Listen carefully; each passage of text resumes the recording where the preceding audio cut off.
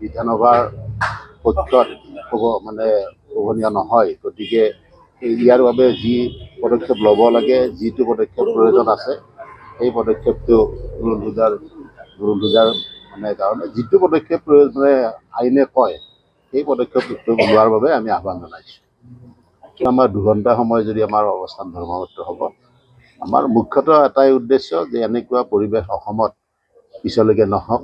যোৱাকালি আপোনালোকে জানেই যে AIUDF দলটোৱেও জেওৰা লৈ পেলাই বিধানসভা কক্ষত সোমাব চেষ্টা কৰিছিল আৰু তেখেতসকলৰ আজি সন্মানীয় মুখ্যমন্ত্ৰী ডাঙৰীয়া কৈছে যে জেওৰাখন খুলি দিলে একোডাল লাঠি হৈ পৰে।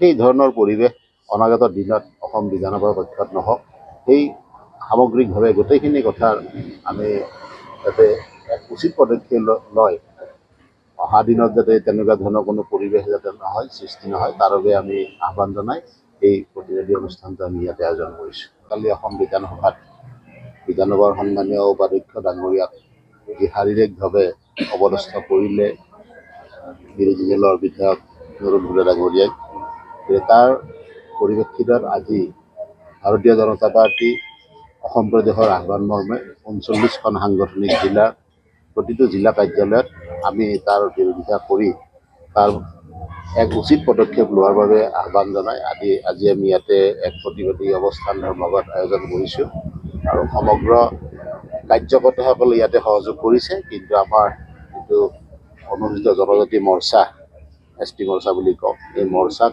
এই গোটেই আজিৰ এই প্ৰতিবাদী কাৰ্যসূচীটোৰ আগভাগ ল'ব দিছে।